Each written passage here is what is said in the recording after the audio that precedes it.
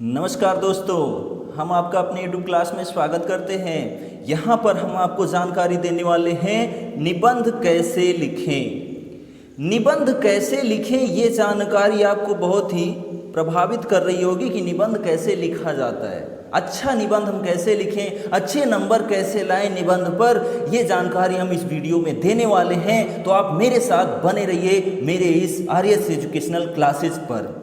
तो आइए देखें निबंध कैसे लिखा जाए कि अच्छा नंबर प्राप्त किया जा सके। तो यहाँ पर नॉर्मली निबंध की बात करें तो अधिकतर बच्चे क्या करते हैं, इतिहास की तरह पूरा का पूरा लिख देते हैं और उस पर उनको नंबर अच्छा नहीं मिल पाता है, जिस वजह से जो है वो जो उनका नंबर होना चाहिए वो नहीं हो पाता। तो यहाँ पर आपको निबंध कैसे लिखना चाहिए ये जानकारी है। तो यहाँ पर सबसे पहले आपको कोई भी निबंध है, छोटा बड़ा कुछ भी हो, आपको ये जानकारी लिखनी पड़ेगी। संकेत बिंदु, तो आपको सुंदर लेखनी में संकेत बिंदु लिखना ही पड़ेगा। आपको कोई हेडिंग नहीं आती, लेकिन इतना तो आपको लिखना पड़ेगा, संकेत बिंदु यानी यह रूपरेखा। ये दो चीज़ आप लिख सकते हैं, संकेत बिंदु लिखें या फिर रूपरेखा लिखें। और उसके बाद उसमें लिखें आप प्रस्तावना, यानी जिसके बारे में आपको जानकारी देना है। यानी जो निबंध है उसमें कुछ जरूरी बातें जो है शुरुआत हम कैसे करेंगे उसके बारे में बताएंगे, ठीक है। वो प्रस्तावना में लिखा जाता है। प्रस्तावना हेडिंग नहीं आता है, भूमिका हेडिंग आप लिख सकते हैं या फिर विषय प्रवेश लिख सकते हैं। तो सबसे बेटर जो है वो प्रस्तावना ही होता है, पहली हेडिंग। संकेत बिंदु या रूपरेखा में पहली हेडिंग प्रस्तावना, और दूसरी जो हेडिंग होगी वो होगी विषय का विस्तार या वर्णन या फिर विवरण या फिर व्याख्या। इन चारों हेडिंग में से आपको एक हेडिंग पकड़नी है, यानी उसके बारे में पूरी की पूरी हिस्ट्री लिखनी है। यानी जो आपने प्रस्तावना में लिखा उसको नहीं लिखना है, उसके बाद जो प्रोसेस होता है उसके बारे में डिटेल डिस्क्रिप्शन रूप में लिखना है, वर्णनात्मक रूप में लिखना है। तो यहाँ पर आप जो है प्रस्तावना, उसके बाद विवरण लिख दें या व्याख्या लिख दें या वर्णन लिख दें या विषय का विस्तार लिख दें। तो वैसे ज़्यादा बेटर तो इसमें जो है आपको व्याख्या और उसके बाद वर्णन सही है, ठीक है। तो आप प्रस्तावना, उसके बाद दूसरी हेडिंग व्याख्या, ठीक है। और उसके बाद जो है तीसरी हेडिंग आपको लिखनी है क्या, उपसंहार या फिर निष्कर्ष या फिर समापन। तो यहाँ पर प्रस्तावना, व्याख्या और उपसंहार ज़्यादा सुंदर लगेगा। तो यहाँ पर जो है आप उपसंहार में क्या लिखेंगे, आपने जो डिस्क्रिप्शन में और जो है प्रस्तावना में यानी वर्णन में और व्याख्या में या फिर प्रस्तावना में इन सब में लिखा क्या है उसका जो है एक प्रकार से जो है सारांश लिखना पड़ेगा। यानी पूरा आपने लिखा क्या उसको अंत में जो है छोटे बिंदु में आपको बता देना है कि इतना चीज़ हमने यहाँ पर लिखा।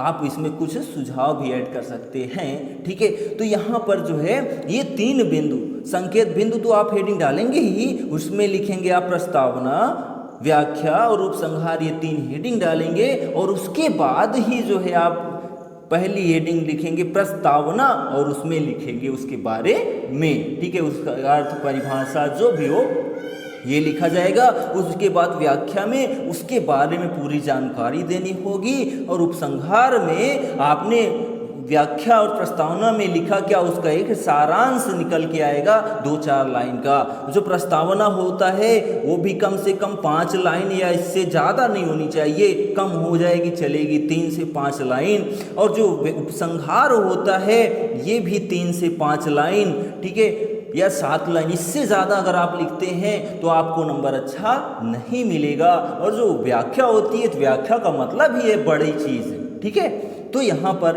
ये काम आपको करना है, तब आपको अच्छा नंबर मिलेगा, तभी आप अच्छा नंबर गेन कर पाएंगे। अगर आप ऐसा करते हैं तो ये निबंध लिखने का तरीका होता है। आपको कुछ नहीं पता है तो ये 3 बिंदु आपको पता होना चाहिए, ठीक है। चलिए आगे हम बात करते हैं वनों का महत्व। वनों का महत्व क्या होता है ये निबंध हमने लिखा है। आप भी ऐसा निबंध लिख सकते हैं और अच्छा नंबर प्राप्त कर सकते हैं अगर वनों के ऊपर आता है निबंध तो यहाँ पर जो इसका बिंदु है, मानव जीवन में वनों का महत्व। तो मानव जीवन में वनों का महत्व अगर ये आता है निबंध लिखने को तो आप लिख सकते हैं। मैं इसमें आपको अच्छी जानकारी देने वाला हूँ। या फिर आपको हेडिंग मिल सकती है वन रहेंगे हम रहेंगे, ठीक है। या फिर आपको मिल सकती है हेडिंग हमारी वन संपदा, ठीक है। या फिर वनों का महत्व स्पेशल मिल सकता है, ठीक है। तो ये सारी चीज़ें अगर आपको मिलती हैं लिखने के लिए निबंध पर, तो आप जो है इस वीडियो को अंत तक देखिए, आप सुंदर लेखनी में सुंदर सा लिख सकते हैं और अच्छा नंबर प्राप्त कर पाएंगे। तो यहाँ पर इसके पहले हमने आपको बता दिया निबंध कैसे लिखे में, देखिए संकेत बिंदु, तो संकेत बिंदु यहाँ पर लिखा गया। और उसके बाद देखिए पहली हेडिंग क्या है, प्रस्तावना, ठीक है। दूसरी हेडिंग क्या है, वनों से प्रत्यक्ष लाभ। तो वनों से प्रत्यक्ष लाभ में जो भी बिंदु आपको लिखने हैं उसको भी लिखना पड़ेगा। तो यहाँ पर क्या बिंदु है, जीवन उपयोगी जड़ी बूटियाँ, मनोरंजन का साधन, लकड़ी की प्राप्ति, कच्चे मालों की प्राप्ति, प्रचुर फलों की प्राप्ति, पशु पक्षियों का संरक्षण, ठीक है। ये इतनी हेडिंग बनेगी वनों से प्रत्यक्ष लाभ से, ठीक है। आप इसमें दो, अगर हमने यहाँ पर 6 हेडिंग लिखी है तो आप इसमें 3 ही हेडिंग लिख सकते हैं, कोई दिक्कत नहीं है, वो आपके ऊपर डिपेंड करता है। यहाँ पर तो हमने ज़्यादा हेडिंग ले ली है, ठीक है। जो तीसरी हेडिंग बनेगी वनों से अप्रत्यक्ष लाभ। तो वनों से अप्रत्यक्ष लाभ में क्या कौन कौन सी हेडिंग आ रही है, तो यहाँ पर जो हेडिंग आ रही है वो है वर्षा, जलवायु पर नियंत्रण, भूमि कटाव पर रोक, पर्यावरण शुद्धिकरण, रेगिस्तान के प्रसार पर या विस्तार पर रोक, ठीक है। और चौथी हेडिंग है उपसंहार। तो यहाँ पर आप 4 हेडिंग भी लिख सकते हैं, प्रस्तावना, वनों से प्रत्यक्ष लाभ, वनों से अप्रत्यक्ष लाभ और उपसंहार, ठीक है। इतना भी आप लिख सकते हैं, जरूरी नहीं है इतना पूरा लिखा जाए। तो आपको जो सुटेबल लगे वो आप लिख सकते हैं, आपको पूरा अच्छा नंबर मिलेगा, ये मेरी गारंटी है। आप अगर ऐसा लिखते हैं प्रस्तावना, वनों से प्रत्यक्ष लाभ, वनों से अप्रत्यक्ष लाभ, उपसंहार भी लिखते हैं तब भी आपको अच्छा नंबर मिलेगा। अगर ये आप भी लिखते हैं तो ये तो और अच्छी बात है, आपने यहाँ जानकारी दी दी है कि मैं इसके बारे में यहाँ लिखने वाला हूँ। यहीं पर पूरी जानकारी आपको देनी होती है निबंध में, संकेत बिंदु में ही, कि आप इसमें लिखने वाले क्या है उसको आप बताओ यहाँ।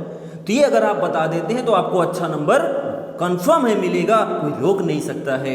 आगे देखिए, तो प्रस्तावना, तो वनों का महत्व में प्रस्तावना देखिए, वन प्रकृति का एक सुंदर अंग है, यह मानव के लिए प्रकृति का एक अमूल्य उपहार है।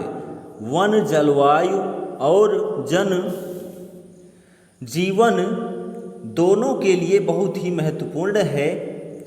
वन प्राकृतिक संसाधन हैं, वन प्रकृति के संतुलन को बनाए रखने में मददगार हैं। वनों के महत्व पर एक पंक्ति प्रचलित है, वो कौन सी पंक्ति है, वृक्ष धरा का भूषण है, दूर करता प्रदूषण है, ठीक है।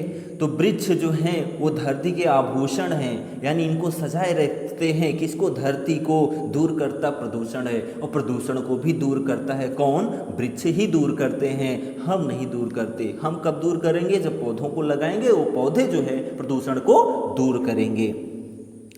उसके बाद हेडिंग है वनों से प्रत्यक्ष लाभ। तो देखिए वनों से हमें बहुत से प्रत्यक्ष लाभ होते हैं जो निम्न बिंदुओं के द्वारा प्रदर्शित हैं। तो पहला बिंदु क्या है, जीवन उपयोगी जड़ी बूटियाँ, ठीक है। तो जीवन उपयोगी जड़ी बूटियाँ, तो देखिए वन अनेक प्रकार की जड़ी बूटियों का भंडार है। वनों में ऐसी अनेक वनस्पतियाँ पाई जाती हैं जिनसे विभिन्न प्रकार के असाध्य रोगों का इलाज किया जाता है, ठीक है। इसमें आप और कुछ जोड़ सकते हैं, लेकिन आप इतना ही लिखते हैं तो ज़्यादा सही है। क्यों सही है, क्योंकि बहुत ज़्यादा बड़ा निबंध हो जाएगा इसलिए, ठीक। दूसरी हेडिंग है मनोरंजन का साधन। तो वन मनुष्य के सैर सपाटे के लिए मनोरम स्थान होते हैं। वृक्षों के अभाव में पर्यावरण शुष्क हो जाता है, ठीक है। हम लोगों को कहीं घूमने जाना भी होता है तो क्या ढूंढते हैं, पेड़ पौधे, सुंदर सुंदर फूल, ठीक है, ये ढूंढते हैं जिससे सुंदर माहौल वहाँ का बना रहे, अच्छा लगे, ठीक।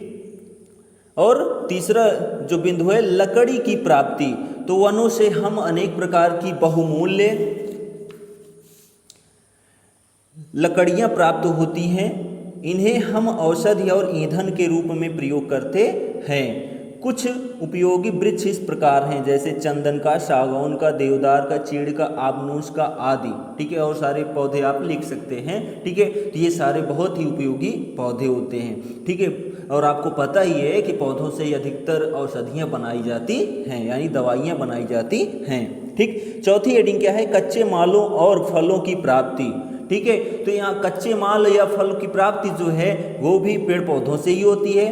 तो वनों से कई प्रकार के फलों और कच्चे मालों की प्राप्ति होती है, जिनसे विभिन्न प्रकार के उद्योग धंधे स्थापित किए जाते हैं। तो कच्चा माल मिलेगा तभी हम उद्योग स्थापित कर सकते हैं, फल प्राप्त होगा तभी हम धंधे कर सकते हैं। ठीक है, तो यहाँ पर कच्चे माल और फल की भी प्राप्ति किससे होती है? वनों से ही होती है। ठीक, पांचवी हेडिंग क्या है? पशु पक्षियों का संरक्षण। ठीक है, तो पशु पक्षियों का संरक्षण कैसे हो पाएगा? जब जंगल में वन रहेंगे, यानी वन रहेंगे, वृक्ष रहेंगे, तभी तो संरक्षण हो पाएगा, नहीं तो घर में थोड़ी रह पाएंगे जानवर। ठीक है, तो वन जंगली पशु पक्षियों को संरक्षण प्रदान करता है। इनमें हिरण, नीलगाय, चीता, शेर, हाथी आदि जानवरों का बसेरा होता है। ठीक है, तो पशु पक्षियों का संरक्षण जो होता है वो वृक्ष या जंगल ही होता है, पेड़ पौधे ही होते हैं। ठीक है, चलिए, ये तो प्रत्यक्ष लाभ था, यानी जिसको हम देख सकते हैं। ठीक है, जिन लाभों को हम देख सकते हैं वो हमारे होते हैं प्रत्यक्ष लाभ। अब आती है बात वनों से अप्रत्यक्ष लाभ। तो वनों के बहुत से अप्रत्यक्ष लाभ भी होते हैं, जो भारत जैसे कृषि प्रधान अर्थव्यवस्था के लिए और भी महत्वपूर्ण हैं। ठीक है, आपको पता है भारत में जो है वनों की जो प्रतिशत है वो 21% कुछ है। ठीक है, जबकि होना चाहिए 33%। और यहाँ पर जो है कृषि के लिए जो है क्या चाहिए? वन। क्यों चाहिए? क्योंकि वन ही रहेंगे तभी वर्षा होगी, और वर्षा होगी तभी पानी मिलेगा, पानी जब मिलेगा तभी खेती अच्छे से होगी। ठीक है, तो पहला बिंदु इसमें क्या है? वर्षा। तो वर्षा क्या है? तो भारत एक कृषि प्रधान देश है। कृषि की मानसून पर निर्भरता की दृष्टि से वनों का बहुत महत्व है। वन वर्षा करने में सहायक होते हैं। ठीक है, क्योंकि पेड़ पौधे जहाँ रहेंगे वहीं पर अच्छी वर्षा होगी। ठीक है, और वहाँ पर नमी रहेगी। ठीक, दूसरी हेडिंग जलवायु और भूमि कटाव पर नियंत्रण। तो जलवायु और भूमि कटाव पर नियंत्रण कैसे किया जा सकता है? तो पेड़ पौधे ही लगाकर। वनों से वातावरण का तापक्रम, नमी और वायु प्रवाह नियंत्रण के साथ ही वर्षा का जल मंद गति से प्रवाहित होता है। अगर पेड़ पौधे हैं तो जो वातावरण है, ठीक है, उनमें नमी पाई जाएगी। ठीक है, और जो हवा बहेगी वो भी थोड़ा मंद हवा बहेगी। ठीक है, तेज हवा नहीं बह पाएगी। और जो है जो पानी है उनका बहाव भी जो है धीमा हो जाएगा। क्यों? क्योंकि अवरोध उत्पन्न हो जाएगा। ठीक है, तो ये बहुत ही सहायक होते हैं। वनों से जलवायु में समानता, वनों से जलवायु में समानता, आंधी तूफान से सुरक्षा और भूमि का कटाव कम हो जाता है। तो जलवायु भी सुरक्षित रहती है, समान भी रहती है, आंधी तूफान से सुरक्षा मिलती है पेड़ पौधों के जरिए, और भूमि का कटाव भी कम हो जाता है, क्योंकि पेड़ जहाँ रहेंगे वो मिट्टी को पकड़े रहेंगे अपनी जड़ों से, तो मिट्टी का कटाव नहीं होगा। ठीक है, तीसरी हेडिंग देखिए, पर्यावरण शुद्धिकरण। तो पर्यावरण शुद्धिकरण क्या है? तो पर्यावरण वन वृक्ष वातावरण से दूषित वायु यानी कार्बन डाइऑक्साइड ग्रहण करके अपना भोजन बनाते हैं, और ऑक्सीजन को छोड़कर जो है पर्यावरण को शुद्ध रखते हैं। ठीक है, हम लोग क्या है, ऑक्सीजन लिए अंदर लिए और कार्बन डाइऑक्साइड बाहर निकाल दिए। पेड़ पौधे क्या हुए, वही कार्बन डाइऑक्साइड लेकर हमको फिर ऑक्सीजन दे दिए, यानी लेन देन चलता रहता है। तो क्यों? पौधे रहेंगे तभी लेन देन हो पाएगा, नहीं तो नहीं हो पाएगा। उसके बाद देखिए, रेगिस्तान के प्रसार पर रोक। तो वन तेज आंधियों को रोककर वर्षा को आकर्षित करते हैं, जिनसे रेगिस्तान का प्रसार नहीं होने पाता है। ठीक है, अगर वन है तो वहाँ पर आंधियों को रोकते हैं, यानी उसको अगर तेज हवा बह रही है तो उसको मंद कर देते हैं, तो वहाँ पर बादल घिरेंगे, वो बादल घिरेंगे तो वर्षा होगी ही। ठीक है, तो जहाँ पर रेगिस्तान का क्षेत्र है वहाँ पर रेगिस्तान क्षेत्र धीरे धीरे जो है वो अच्छी मिट्टी में बदल जाएगा, रेगिस्तान क्षेत्र रह ही नहीं जाएगा। ठीक, अब बात आती है उपसंहार की। तो उपसंहार देखिए, वन हमारे लिए बहुत उपयोगी हैं, इसलिए वनों का संरक्षण बहुत आवश्यक है।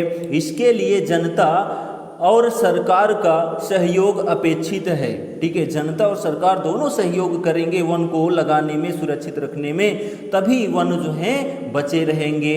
ये हमारे लिए हर तरह से लाभदायक होते हैं। कौन? वन।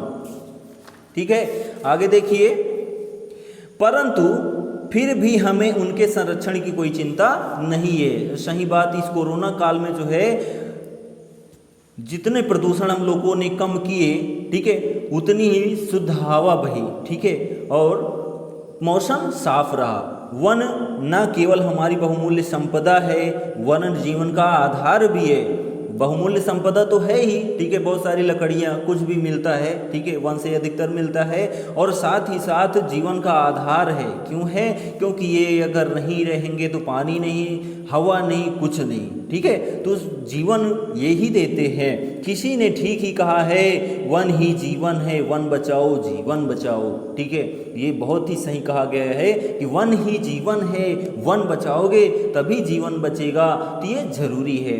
तो यहाँ पर जो है आप देख रहे हैं बहुत ही सुंदर वनों का महत्व के ऊपर निबंध लिखा गया, जो कि 4 पेज बन रहा है। तो आप इसको छोटा कर सकते हैं, हेडिंग आप कम करेंगे तो स्वयं छोटा हो जाएगा, तो आप इसको बहुत ही अच्छी तरीके से लिख सकते हैं, समझ सकते हैं। आप अपने तरफ से भी कुछ ऐड कर सकते हैं, ज़रूरी नहीं कि जो हमने लिखा है वही आप भी लिखें, ठीक है। तो आपको ये चाहिए तो मैं इसको लिंक जो है PDF में दे दूंगा डिस्क्रिप्शन में, आप वहां से डाउनलोड करके अच्छे से समझ सकते हैं, नहीं तो वीडियो को आप देखकर ही समझ सकते हैं। तो यहाँ पर बहुत ही अच्छी जानकारी आपको दी गई। तो आशा करते हैं आप वीडियो को लाइक शेयर सब्सक्राइब जरूर करेंगे। हम मिलेंगे एक अच्छे टॉपिक के साथ नेक्स्ट वीडियो में, तब तक के लिए जय हिंद।